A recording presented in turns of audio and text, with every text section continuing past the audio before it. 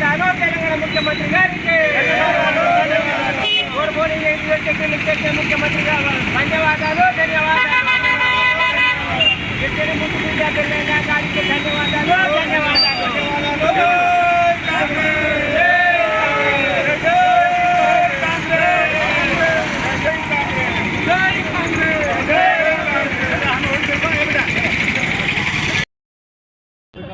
లింగం నాయక్, ఉమ్మడి జిల్లా ఆదివాసీ కాంగ్రెస్ చైర్మన్.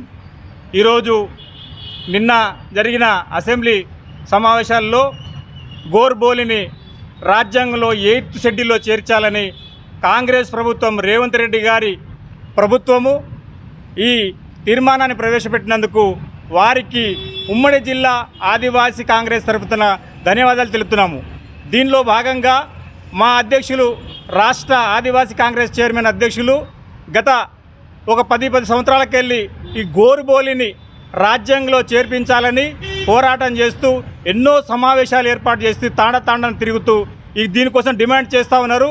కాంగ్రెస్ పార్టీ దాన్ని గ్రహించి మా బెల్లయ్య నాయక్ గారి నాయకత్వంలో ఈ రెఫరెండం ప్రభుత్వానికి చేయడం వల్ల ఈ జిల్లాకు సంబంధించినటువంటి మంత్రివర్యులు జూపల్లి కృష్ణారావు గారు ప్రవేశపెట్టడం జరిగింది.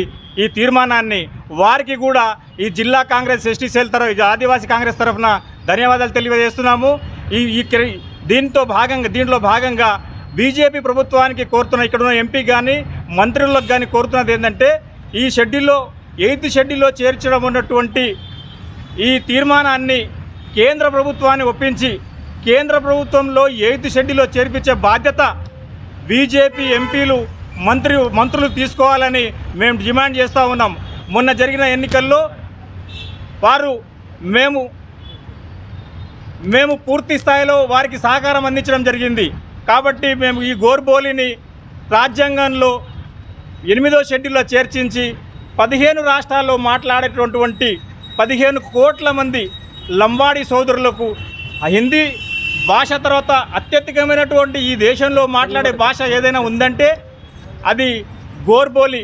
ఈ గోర్బోలిని రాజ్యాంగంలో 8th షెడ్యూల్లో చేర్పించి దానికి అధికార భాషగా చేస్తే మాకు ఈ భాష మీద పట్టు వస్తుంది.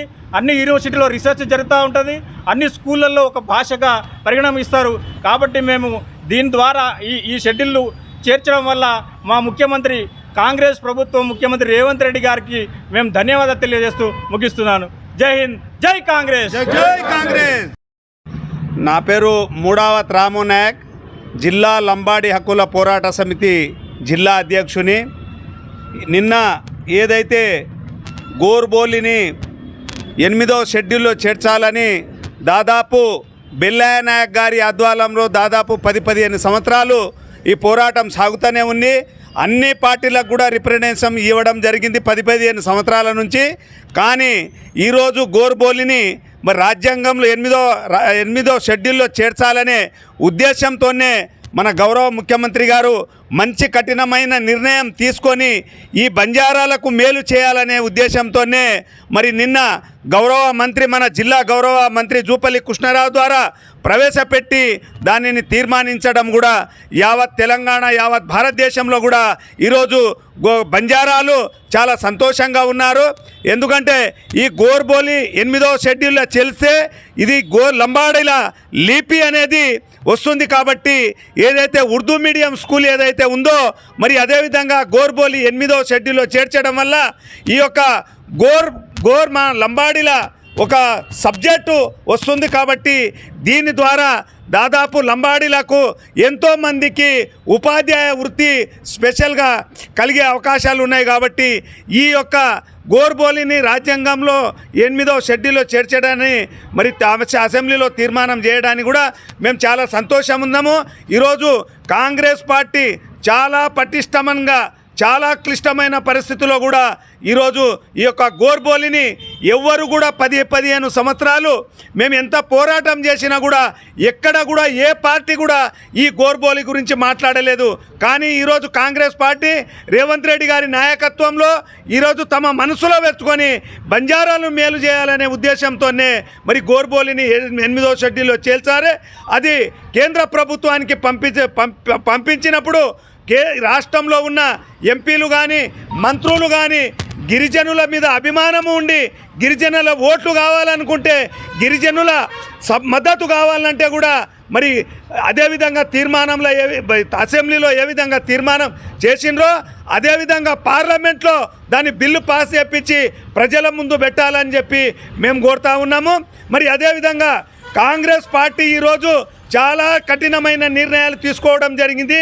కులపరంగా కానీ ఇప్పుడు ఎంఆర్పిఎస్ వాళ్ళు కూడా ఎన్నో ఏండ్లు మరి పోరాటం చేస్తుంటే కూడా ఏ పార్టీ కూడా పట్టించుకోలేదు.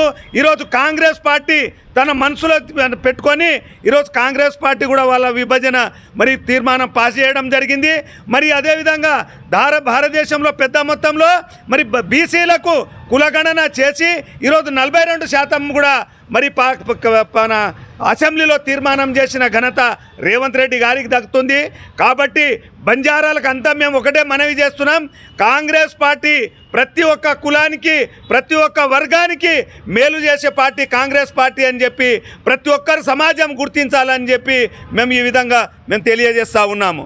జై కాంగ్రెస్, జై కాంగ్రెస్, రేవంత్ రెడ్డి గారి నాయకత్వం, రేవంత్ రెడ్డి గారి నాయకత్వం, బంజారాల ముద్దు బిడ్డ బెల్లయ్య గారి నాయకత్వం, బంజారాల ముద్దు బిడ్డ బెల్లయ్య గారి నాయకత్వం.